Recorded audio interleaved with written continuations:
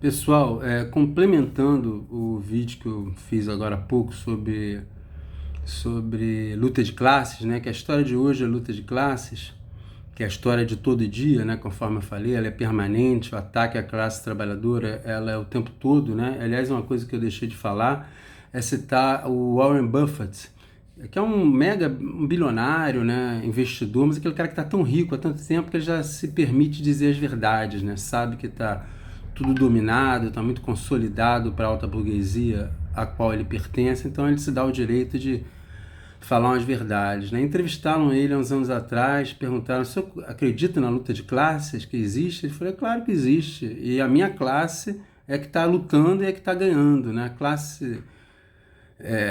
A burguesia, principalmente a mais alta burguesia, é a classe, a fração de classe que sabe lutar, né? Os super ricos sabem lutar pelos seus interesses e lutam, né?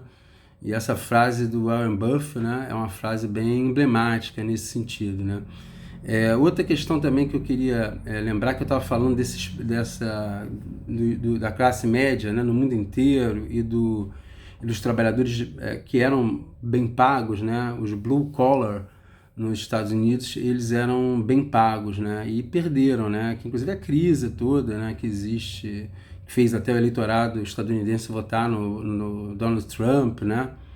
Enfim, essa crise que a gente vive com a ascensão da extrema-direita, a crise mundial, ela é um efeito do neoliberalismo, né? O liberalismo no início do século XX fez a mesma coisa, né?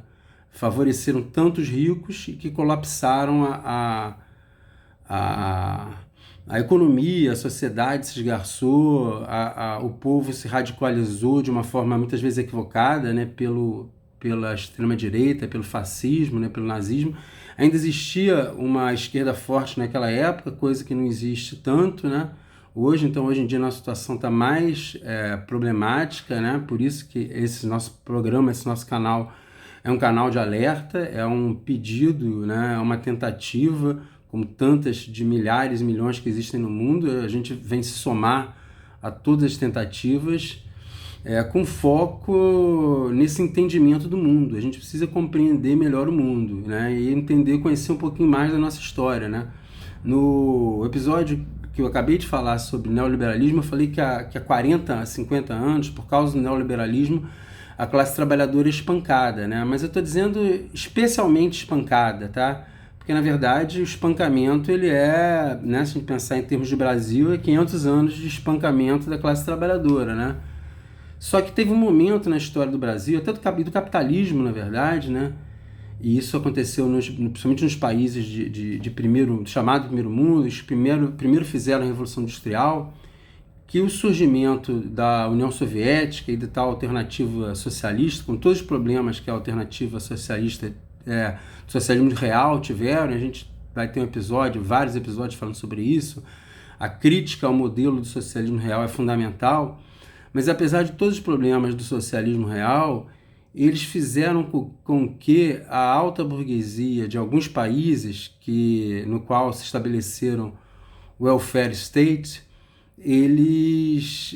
a burguesia deu os anéis para não perder os dedos, né? Porque havia um medo de acabar com a propriedade privada dos meios de produção, né? De acabar com a privatização dos meios de produção social, que até, se a gente for pensar filosoficamente, é correto, né? Seria correto terminar esse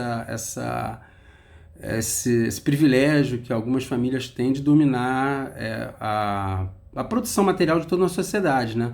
Mas o fato é que, apesar de todos os problemas da União Soviética, haver uma alternativa ao capitalismo fez com que a burguesia, a classe dirigente, em acordo, de certa forma, cedendo a alguns pleitos de um proletariado relativamente organizado, né, de esquerda, acabou chegando à social-democracia, né? Por isso que quando eu falei dos últimos 40 anos, a classe trabalhadora tem sido especialmente espancada, porque houve um período na história da humanidade, os anos de ouro do capitalismo, no pós-guerra até a década de 70 mais ou menos, que a classe trabalhadora conseguiu, em alguns países especificamente, né, do norte da Europa, em alguma medida nos Estados Unidos, conseguiu um nível de vida bom, a classe trabalhadora, né?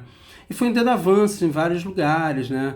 só para a gente também ter noção de como a gente entende pouco, né, a realidade, eu queria chamar a atenção que o Brasil, entre 1930 e 1980, foi o país que mais cresceu no mundo, né?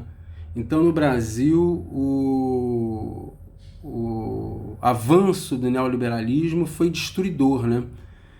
Economicamente foi bastante destruidor o avanço do neoliberalismo no Brasil. E no Ocidente também, né? Porque houve aquilo que até a OCDE lembrou, que eu tinha me esquecido o nome no outro episódio que eu acabei de fazer, que é o squeezed middle, né? Squeezed é comprimido, espremido, middle, né? O meio exprimido, que isso aí arrebentou com aquela classe trabalhadora e conseguia viver bem. Por isso que eu afirmei que os últimos 40 anos, 50 anos, os 40 anos últimos de neoliberalismo é um capitalismo piorado, porque ele é desregulamentado, tudo é feito a favor do rico, e isso não é bom. Isso causa muito prejuízo social e prejuízo para a classe trabalhadora e concentração de renda.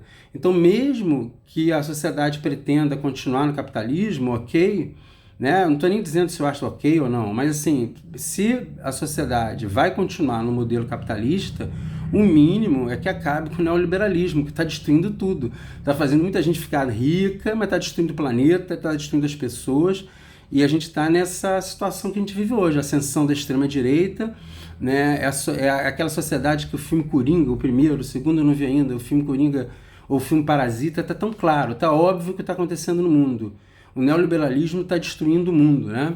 A gente daqui a pouco tem guerra, a ascensão de extrema-direita, guerra, é um cenário muito parecido com o de 1930.